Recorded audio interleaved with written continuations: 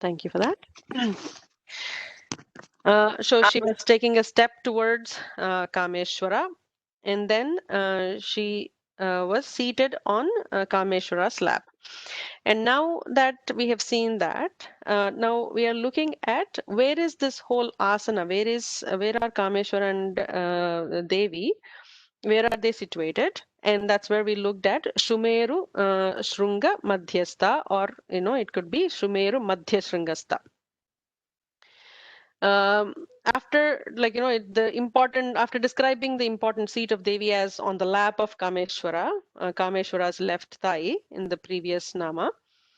Now we proceed to describe some other seats also of Devi, and this is where the middle peak of the Shumeru Shrungam, or the peaks of Shumeru is uh, the the mountain that we were talking about. And here we said the mountain could be taken as Kailasha, or it's a mountain far beyond, or is it's this epic or the center of the whole creation, where everything is centered around. So the substratum of the universal creation. So we've seen a few meanings for this. And we also saw the next nama, which is Shriman Nagara Nayika, ruler of the beautiful city. So it's very easy. Mother's city is called Shriman Nagaram. Her yantra is called Shri Chakram, and her name is Shri. And we have seen so many other meanings for what that the Bijakshara Shri is. Now we will try to visualize what this Shriman Nagaram looks like. And then there is a description of the Chintamani Griham, the Griham that is within that city. So we will go into a little bit of a detail. It's a beautiful visualization, and we actually do meditation on this. There are what we call as the 44 meditations. There are 44 triangles in Sri Chakra. So each of these are connected to those 44 triangles. So I'll try to quickly go through those 44, and there are, in the next few shlokas, we will be seeing a sample of what those 44 meditations are, but it is not fully described in Lalita Sahasranamam. So I'm going to bring it from my Sri Vidya Upasana, and I'll just quickly go through that. So you get a full, nice visualization of where Mother is seated. So Shriman Nagara Nayika, beautiful ruler of this beautiful city. So this city can be taken as two different kinds. One of them is the middle peak of Mount Meru. So we have seen that. And in Vidya Ratna Bhashyam, it is given as this: I salute the city of ancient Vidya, 400 yojanas in circumference, constructed by the celestial architect Vishwakarma, beautified with many walls, is what it describes as. But there is another city in the midst of the ocean of milk, Sudhasagara Madhyastha. That was also a namam that's about to come in the next two slokas. Somebody is not muted.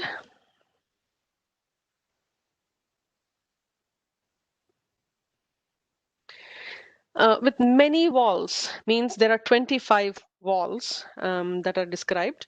And this is in the middle of the Sudhasagaram. And in the Sudhasagaram, after crossing the 25 walls, is the Chintamani Griham, and in the Chintamani Griham there is a Panchabrahmasanam, and on the Panchabrahmasanam is where Mother is seated. So what do they say? The second city is outside and beyond all of these worlds, and in the island of gems, which is the Ratna Dvipa, in the middle of the ocean of nectar. So the Rudra Yamala says, outside and beyond the countless myriads of world systems, in the center of the ocean of nectar, more than 1,000 crores in extent, in the gem island, Ratna Dvipa, 100 crores in area, the lamp of the world, there is the supreme city of Sri Vidya, that is 3 lakhs of yojanas in height and adorned with 25 walls representing the 25 tattvas. And we'll go into tattvas. We described the tattvas earlier in our classes, but I will briefly describe what those tattvas are. And it is also explained as the Shri Chakram. And we have seen that, I always remind everybody in every class that you have to see Mother's Saguna form, the Nirguna Rupam of the Paramatman, the energy form, the body as the Sri Chakram, as the mother herself, the Sri Chakra, and how that actually represents the cosmic presentation. So the cosmos, and then the Kundalini that we will not be talking too much about. There are yogic contexts to all of this, and the mantra, yantra, tantra are the combinations in the yoga. So, and Vedanta is embedded within. So, the Sriman Nagaram is explained as the Sri Chakra.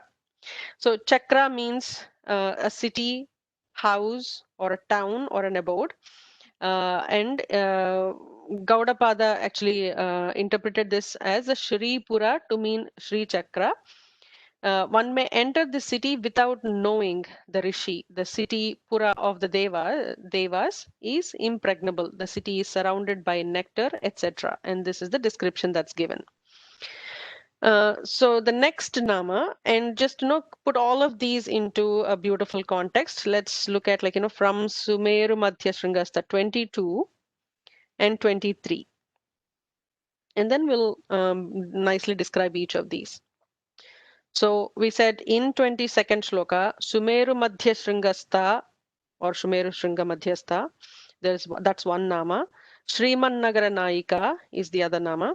Chintamani Grihantastha is one nama. Pancha Brahmasana Sthita is another nama.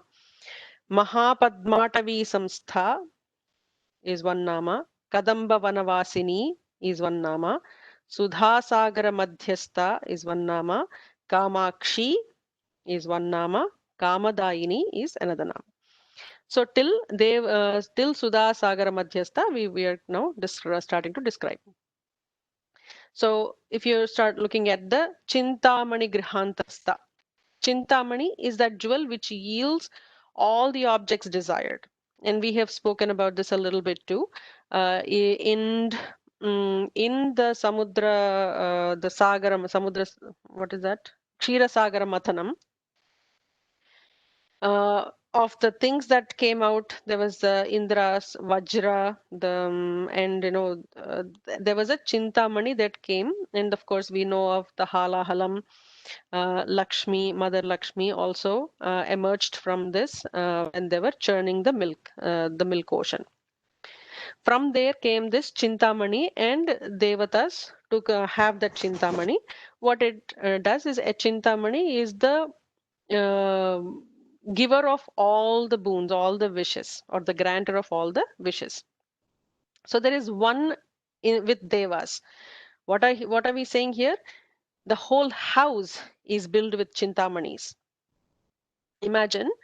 So this house is described in Brahmanda Purana as that in that house of Chintamani, all is Chintamani. This house, having an extent of 1,000 yojanas, is above the world system. And Rudra Yamala actually talks about in that Chintamani house of 1,000 yojanas in extent.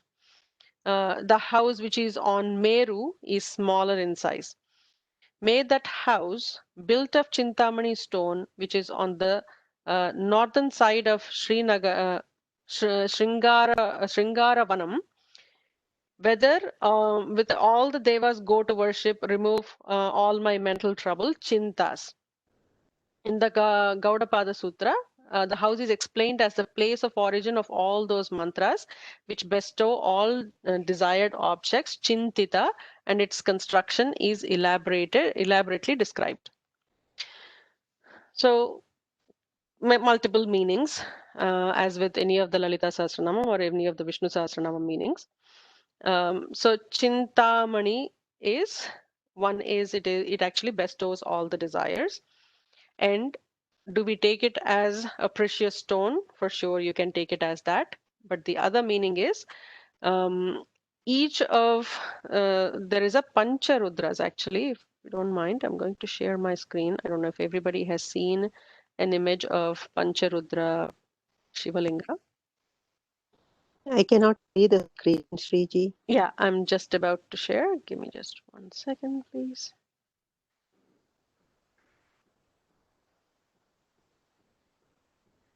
Um,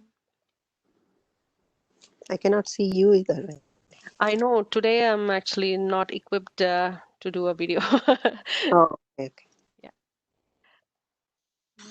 I did have They, to. Guruji, we are still missing your beautiful face to see Guruji today also. With what a positive energy brings it. Thank you. Appreciate that. It's all. And especially the Sri Chakra behind you and all that, it makes a lot of difference. That's true. That's true. I agree with that. So I actually have to share something in context. My niece, who is a 5-year-old, or will turn 5 very soon. She wanted a Sri Chakram. I told you, like, she was drawing a Sri Chakram Yeah, we saw it so picture. beautiful. Yeah, she was drawing that, right? So I actually brought a Sri Chakram for her so she can actually stick it behind when she conducts her classes, apparently. Wow, wow, So I felt that was quite funny. So I actually brought her one. wow, very good. We'd like to see you once at least with that. Oh, here. Has anyone seen Oh, this wow. Shivalinga? Look. Shivalinga that has 5 faces. So it's called as the Pancharudra Shivalinga, and what we call as the Uttaramnaya, Paschimamnaya, Dakshinamnaya. What am I missing? And the Urdhvamnaya. So there are 5. Faces of Shiva. Yeah, the 5 faces of Shiva. Sorry, Wow. something is not muted. See, see the Guruji, where did you get this? Like, where do we get it? They're available actually even in our local puja store. I've seen brass ones with the 5 faces carved on the Shivalinga. Oh, okay. Yeah. Okay, beautiful. So there is a stotram called as the Amnaya Stotram. And this stotram describes that there are 7 crore mantras that we have access to, and all of those mantras have emerged from the 5 amnayas. So these pancharudra, the faces are called as amnaya. Purvamnaya is the east facing, Uttaramnaya, Paschimamnaya, Dakshinamnaya, and Urdhvamnaya, which is the top one. Even when you go to visit Kailash mountain, even for the mountain, they actually give the same names. Which face, which side of the mountain are you visiting? So they actually say that is the Uttaramnaya, that is the Dakshinamnaya.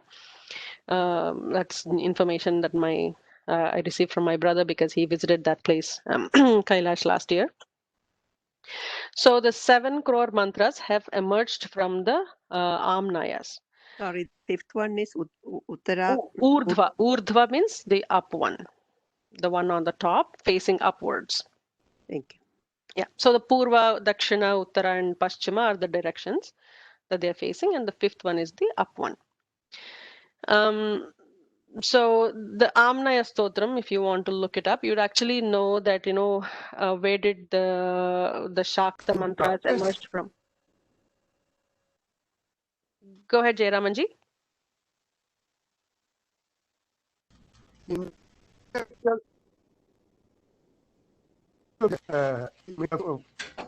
Five. Yes, in Kalahasti. Kalahasti? I've been to Kalahasti many times. I don't know how I missed that. Thank you for that information. Yeah, that's correct. That's correct, Guruji. I've seen in Kalyasti. And there is also in Pashupati. Pashupati also has got this five. Pashupatinath, yes. Pashupatinath for sure, yeah. So we are not able to hear you, Jayaramanji. Your voice is not very clear. There is a small. Yeah, on the way.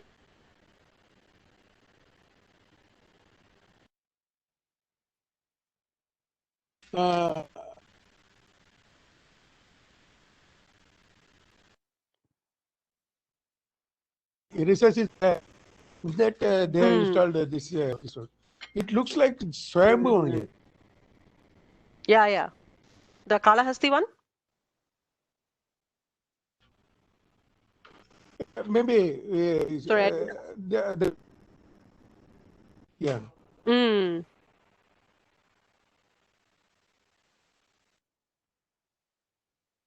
Okay. But it is on. Guruji, we can't hear. We can't hear. Jayaramanji, we are unable to hear you. You're breaking up in between. Yeah, there are stairs that go up the hill. Yeah. There, I see. I don't know how I missed it. So in the Amnaya Stotram, you would see that the Shakta mantras have emerged from one of the faces, and the Vaishnava mantras, where they came from, and the Shaiva mantras, the Ganapatya mantras, the Shaura mantras. So it actually gives us the origin of all of these 7 crore mantras.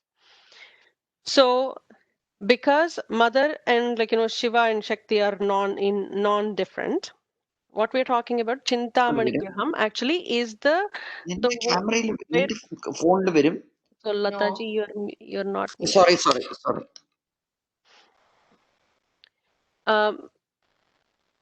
So all of these mantras are the walls of the Chintamani Graham. So anything that we think, Chintita, Phalam, Avapnoti. So whatever we expect, or the boons that we request, they're all just walls of the mother's house, the Chintamani Graham, and they're easily granted. So she is a Bhakta Vatsala, is again another namam that we can take from both the Shiva Sahasranamam and Vishnu Sahasranamam and Lalita Sahasranamam. There is the common meanings. So in this Chintamani Graham, there is the Pancha Brahma Asanam. So at some point I was actually trying to give the meaning for this one. So I'll just read what those Pancha Brahma Asanas are. Just 1 second. I have multiple documents today because I did not bring my notes here. So you have to bear with me as I pull things up. So we say on the, so there are 4 legs for the asanam, right? Any throne has 4 legs. And we say the first, the bottom, the front right leg is Brahma Mayaika Manchapadaya Namaha, or the Brahma is the first foot of the throne. And Vishnu Mayaika Manchapadaya Namaha is one other meditation that we do, which is Vishnu is the second foot of the throne. Rudra is at the back. Rudra is the third foot of the throne, and Ishvara is the fourth foot of the throne. And the plank that makes it a throne, that is Sadashiva. So we say Sadashiva Mayaika Mancha Phalakaya Namaha. So I hope I was clear with that. So there are Pancha Brahmas that form the asanam, on the top of which the mother is sitting. Sriji, Go ahead, excuse me. Satiji.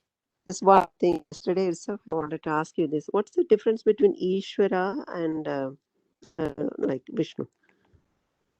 Or Ishvara? Ishvara and Vishnu? Yeah. And what's the difference with, we know Brahma, Vishnu and Rudra, right? So what's the Correct. difference between these 3 and Ishvara?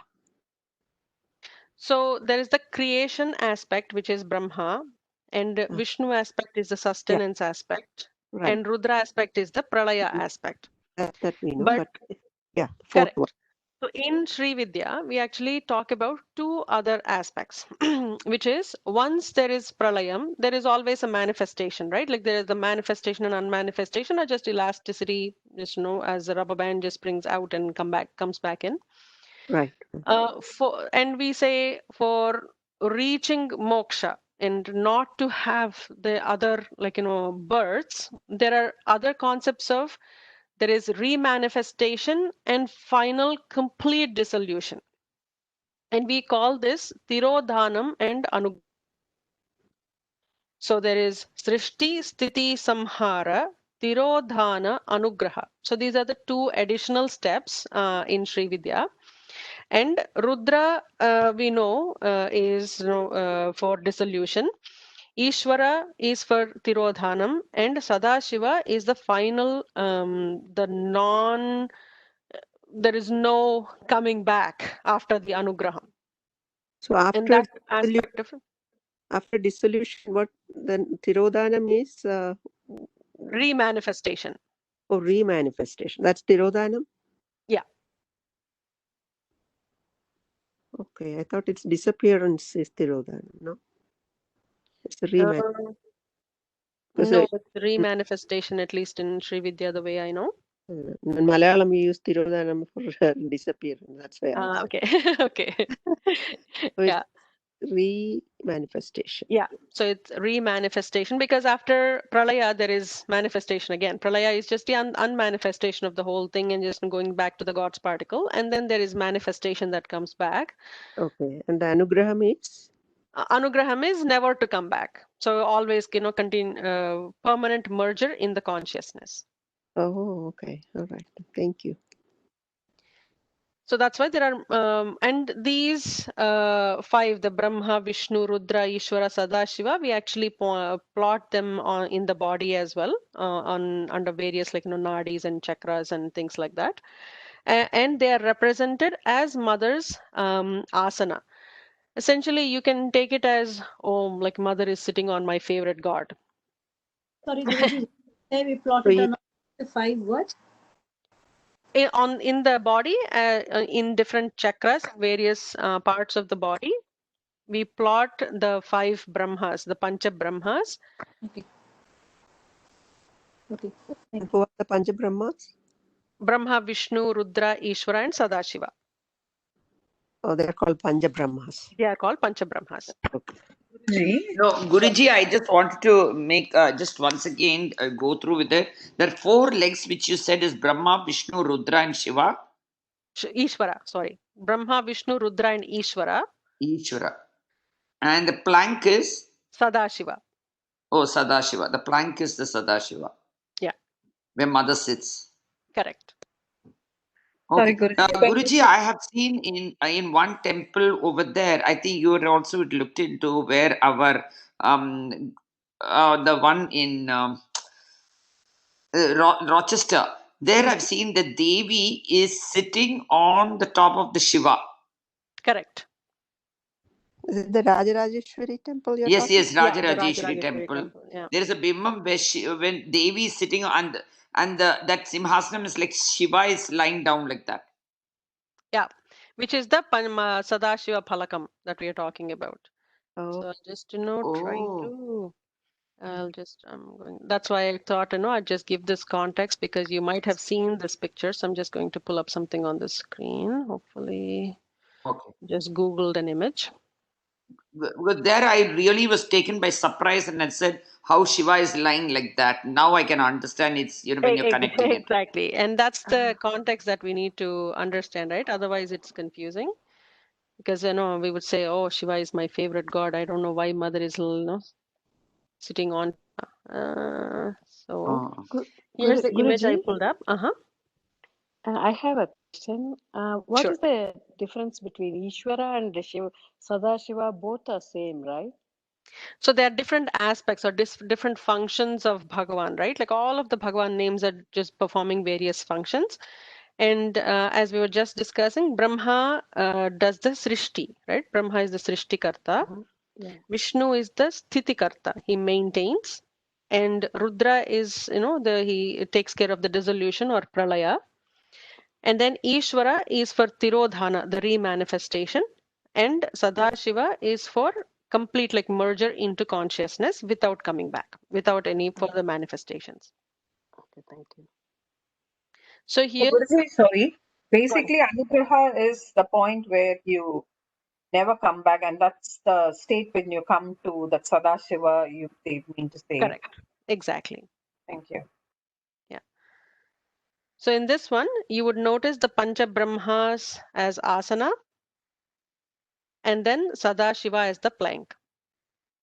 Essentially, what we are saying is without the Srishtikarta, Stitikarta, the Pralayakarta, the Tirodhanam and Anugraham, there is no energy matter consciousness combination of the existence of the universe. If mother is the universe,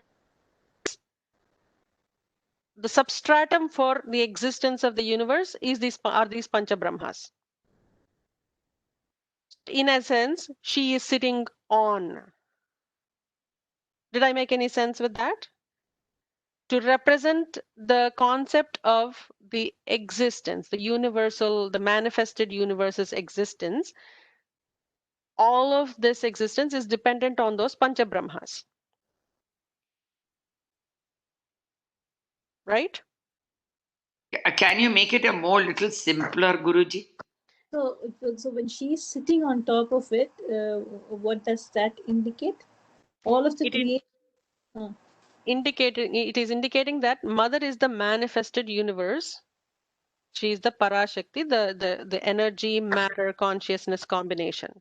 Okay. For this manifested universe to exist, we needed the Srishtikarta, we need the Stitikarta, we need the Pralayakarta. So the Pancha Brahmas are the substratum on top of which the universe is being manifested. So is she the central point, Guruji? Or is she the person who's binding everything? Or like, She is the Maya aspect as well. So is She's the one who binds and she's the one who frees us. okay. she like the prana we are talking about? She is the prana, she is the everything that exists.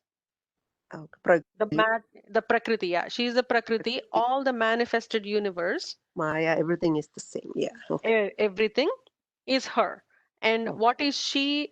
Where is this universe being created from? What is the origin of this universe? What is the substratum that all of this universe is dependent on? Are these Pancha Brahmas. One more question, Shriji. If we consider Brahma, Vishnu, Maheshwara, or Rudra as Trigunas, what will we put the other two in, like Ishvara and Sadashiva? Where will we put? What we call as the Gunatita and complete Nirgunatvam. There is no guna at all. So that's above these three. Exactly. Oh, okay. Okay. All right. That makes sense. Guruji, I wanted to tell you, like, what I understood from what you said is that Mother is the universe, and all these are needed. All these are the energy which goes into her. All these are the foundation on which she is manifesting as the universe. Okay, so that means these are also the energies, no? All the energies from all the Correct. Pancha Brahma. Correct. The And energies it is of all all the manifested into her, into the universe. So we are symbolizing her as a universe where all these will be as a kind of energy enter into her. Correct. Oh, okay. Okay. And then you have in the front, you see the Shri Chakra also. Correct. Because that is her representation. Okay, that's her representation. Okay. Yeah. And in this Shri Chakra also, all this is given in the different triangles. Correct. Okay. Okay. Thank you. And whether you do puja to the Saguna form in this picture, or if you do it in the Sri Chakra, or if you imagine or visualize Mother being within you as the Parashakti, or the Pundarika Akshanamam that we have seen in Vishnu Sahasranamam, it is the same. Oh, okay. We actually, like, there is an Upanishad called Bhavana Upanishad, and we say this whole body is the Sri Chakra. Oh, okay. And then, Guruji, in the same picture, we have Ganapati outside, and we have this is what God is this? Shanmukha. Oh, Shanmukha. So Ganapati and Shanmukha is outside. Correct. So they are the entrance to get to the Mother. Oh, okay, okay, okay. Just like we have seen that in our Vinayaka Chaturthi story, right? Like, correct. Yeah. Shiva comes from the Asura's, tummy, and Correct. Yeah. Oh, so this is that which represents. Yeah, that story actually tries to represent that even for Shiva, he needs Ganapati's permission to seek, to reach Mother. So just for us to say that even Shiva needs it, you better pray to Ganapati first and then to Mother. And then he will allow you to reach Mother. Can you please tell that story, because I don't know what the Shiva coming out of the tummy. Okay. So the Vinayaka Chaturthi story goes that there is an Asura called Gajasura. And he is a severe, bhakta of Shiva, and he loves Shiva to the core, and he does a lot of penance. And after the penance, and he is elephant formed Asura. And when he performs a severe penance, and Shiva appears in front of him and asks, to ask him to what his boon was. And Gajasura says, "I want you to be with me forever. I want you to live in my tummy and stay with me. I don't want you to go anywhere." Okay. Shiva, being the Bhakta Vatsala, he says, "Okay, no problem, I'll do that." And he starts living in Gajasura's Garbham. So Mother Parvati is looking for Shiva, and then through her Divya Shakti, she understands that this is where Shiva is stuck, and she wants to bring him back, obviously. So she reaches her brother Vishnu, and Vishnu says, "Okay, I'll take care of it." And Vishnu takes the Nandi, he takes other Indra and other gods, and they do what we in Telugu call as the Gangireddu Medam, basically a bull performance. So where in our olden, in the ancient days, I think even 50, 60 years ago, bulls used to come into the streets fully decorated for special occasions, festivals, and they do a dance to the tune of their master.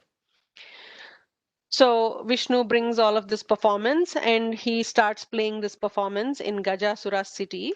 And Gajasura hears that this is a great performance, and he asks everybody to come and perform in front of him. And Vishnu and the Nandi and Indra and everybody play their performance. And Gajasura is quite impressed with that. And he says, "Okay, I love the performance. What do you guys need from me? And no, I'll give you any boon." So Vishnu then, Lord Vishnu explains that this is Sadashiva's Nandi, and he has come here to take Shiva back. So if you can just let him take Shiva, we'll be happy. So Gajasura then understands that this is no other than Lord Vishnu trying to kill him because he is an asura, and he allows Nandi to do that. So Nandi breaks open the Gajasura's tummy, and Shiva comes out of the tummy. And now they are headed home. At that time, Parvati hears that Shiva is coming home, and she wants to go do an Abhyangana Snanam. In olden days, there was, we would apply that powder and turmeric. And with that powder and turmeric, she creates a small boy form and gives the prana shakti to that boy form and names him Ganapati. No, he's not Ganapati. He's Vinayaka. Sorry. She names him Vinayaka. And then she now is a mother of Vinayaka. So they play for some time. And then after that, she says, "Sit here in front of the door while I go take a shower, and don't let anybody come in." Now, Vinayaka has never seen his father yet. So when Shiva comes home, he wants to go inside, and Vinayaka obstructs him. And he says, "No, my mother told me not to allow anybody. Until she comes out, I'm not letting you in." And Shiva says, "This is my house. I don't know who you are." And in a small fight, Vinayaka starts fighting with the father. And Shiva, in an anger, uses his Trishulam and beheads the boy and goes inside, where Parvati meets him. And in the conversation, they realize the mistake has happened. And Shiva actually would have brought with him Gajasura's head, because Gajasura says before Nandi pulled him out of the tummy, he says, "Bhagwan, may my head be, done puja to after you leave, because you have lived in my body. May it get some respect." So what Shiva does is to attach this head to Vinayaka's body, and gives him prana and calls the boy Ganesha. At that time, he becomes, no, not Ganesha. There is another name. Because he has the elephant head, he gets that other name. So what they, based on this story, what they're trying to do. Gajanana? Gajanana. Yes. Thank you, Taraji. So the story tries to represent that even for Shiva, entrance to reach Mother is difficult without approaching, Ganapati first. So every time we do all the prayers, we start with Ganapati, and through Ganapati, it makes it very easy. If you appease to him, then he will make it easy for us to reach Mother. And if you reach Mother, Shiva and Devi are together. So whether you approach Mother or Shiva, it's the same. That's the whole conceptual Purana. Okay, thank you. Because the story I have heard is about moon laughing at Ganapati's tummy bursting open with the food and all those kinds of stuff. That happens after this actually. Oh, okay. Yeah, that happens. And Guruji, I've also heard about that mango where they go round that thing. Ganapati goes around. That is Correct. the one for the Vinay Chaturthi. Yes. That actually where he becomes the Ganapati. He is Ganapati. Okay. Yeah. Where for the mango when he goes around and where a Shanmugam goes all over to get that mango. Correct. Okay. Thank you, Guruji. Yeah. Sriji, can I ask you a question? Sure. So you said there are like Pancha Brahmas in our body too, or did I misheard it? No, there are Pancha Brahmas location, they are plotted in our body. Ultimately, if we are Sri Chakram, because what we are trying to say is the universe, the cosmic aspect of everything, when you see the atoms and like the whole cosmos, the same Panchabhutas, the same elements, the same material is what makes us. So there isn't a lot of difference between the macrocosm and the microcosm. So the Panchabrahmas are the Panchabhutas. Are they the same? No, they are not. But there are aspects of Panchabhutas in Panchabrahmas. From Panchabrahmas is where the Panchabhutas have been derived from. Okay. So these are the chakras that we have from Muladhara to Vishuddhi chakra for the elements. There are more than 110 chakras in the body, and the 7 that we talk about more frequently, more popular ones, are popular because they are the central ones. And yes, Muladhara is Ganesha's location. So that one I can reveal outside. And we say without the Shakti to reach Shiva, right? From Muladhara to Sahasrara, it has to start from Ganapati, which means that it has to start from Muladhara, and then there are meditations and there are practices and sadhanas that we do for the Kundalini Shakti to travel to reach that Sahasrara.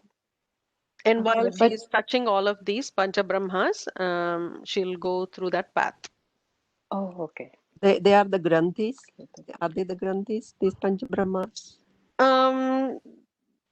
Yes. Okay. Yeah. The chakra anatomy to some degree has an adhara, has nadi, has chakra, has granthis, and has nadis. Yeah. There are layers to it, right? Right. Yeah.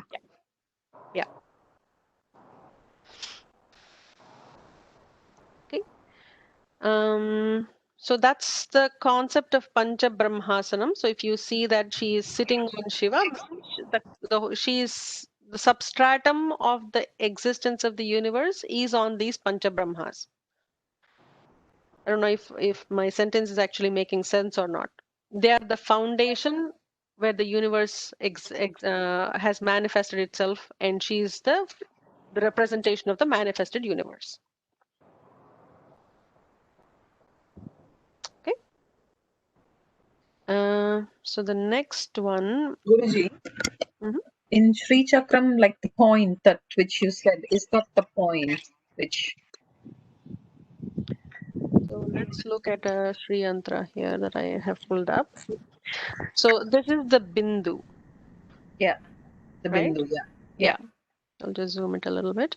So that Bindu is her sthanam. Okay.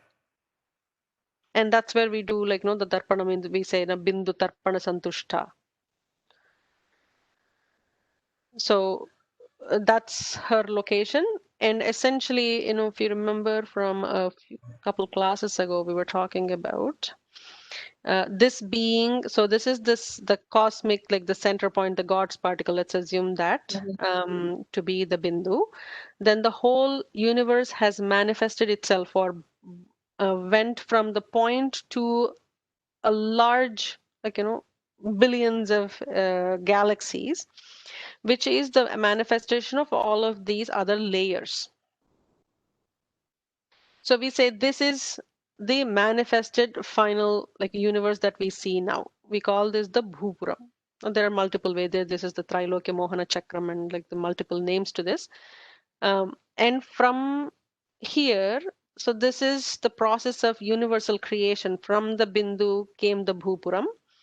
And from Bhupuram, which is where we are, and for the sadhakas who are on the path to moksha, they have to go back to the Bindu.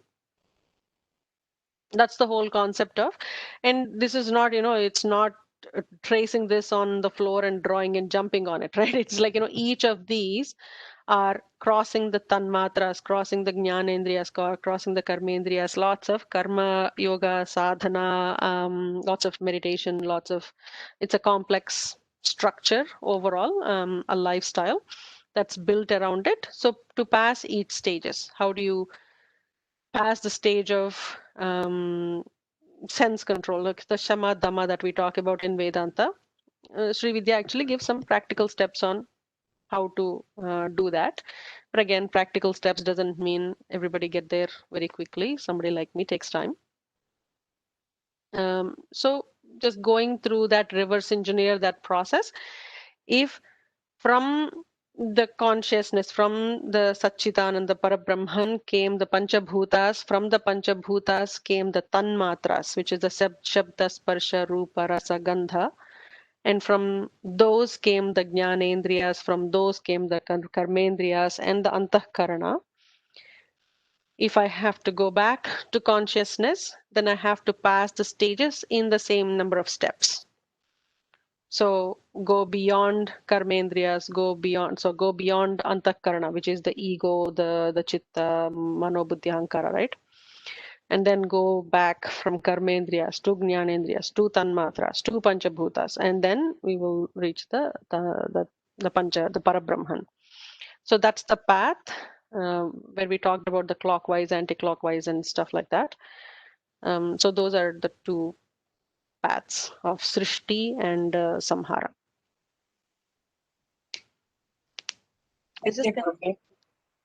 I hope all of this is not confusing. I think I could just stick to the Saguna form, and I keep thinking maybe that's what I should do.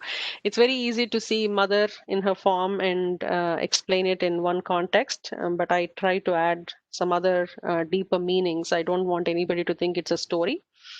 It is not. It's a beyond science. So I hope there is that appreciation for who we are and what our Vedas say for our Shastra.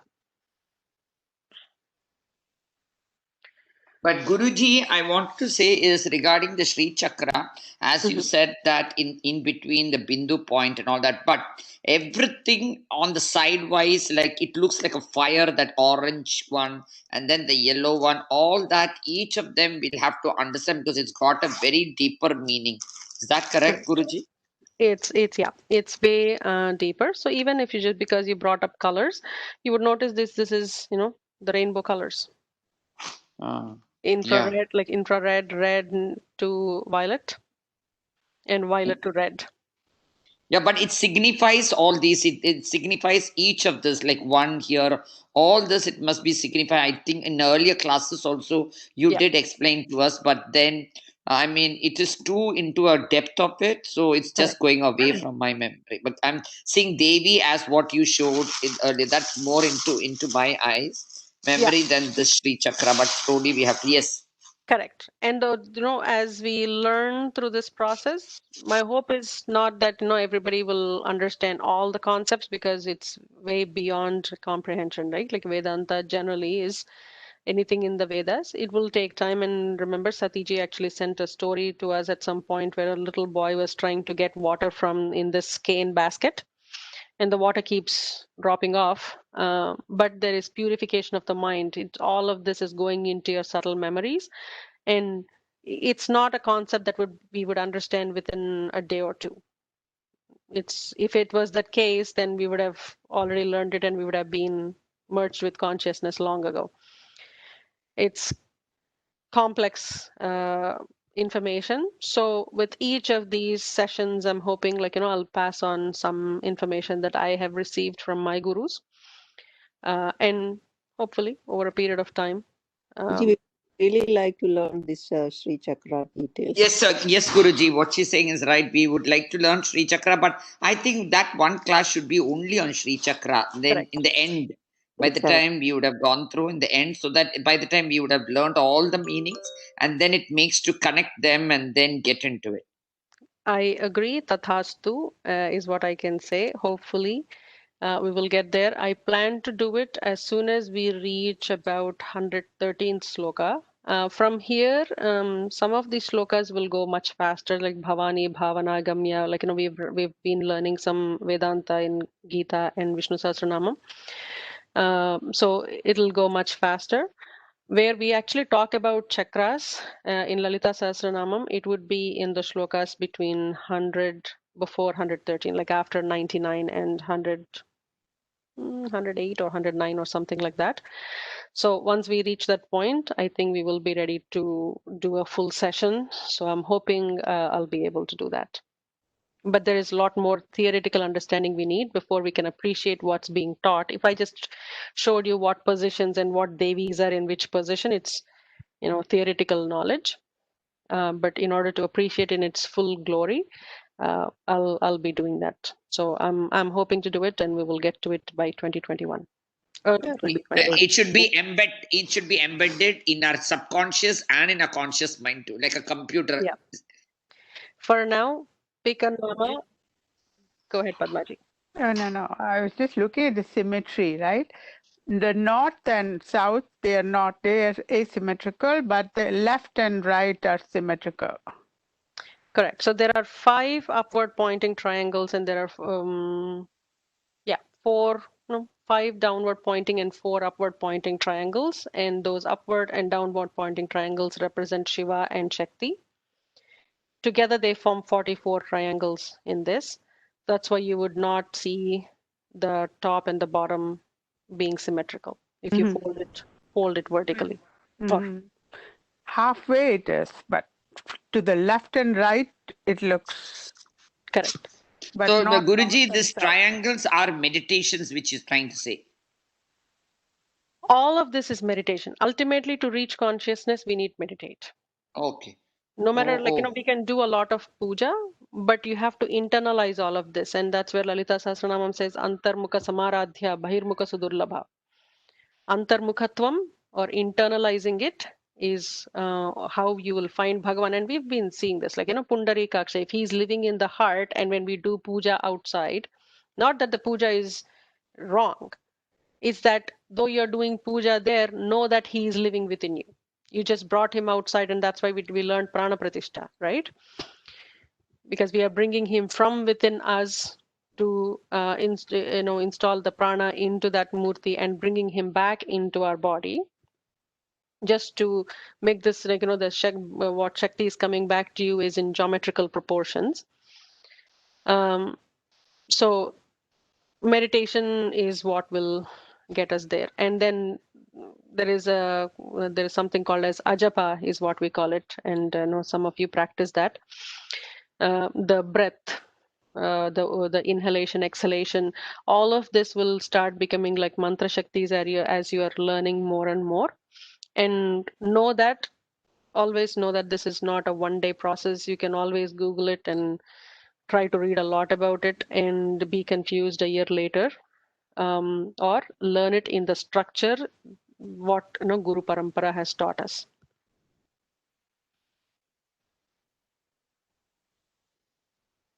Thank you, Guruji. This is really mesmerizing. That's what I can say.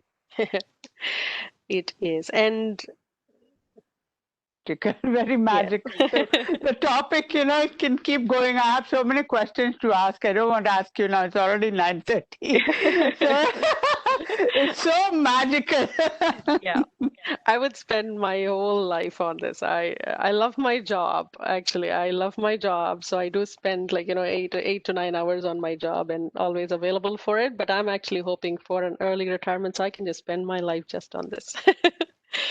Guruji, it's so true, and that's why we are able to get it. I know you don't even have to tell us that how much of time you spend because the knowledge is so deep in you, and that's how we are so blessed to get it.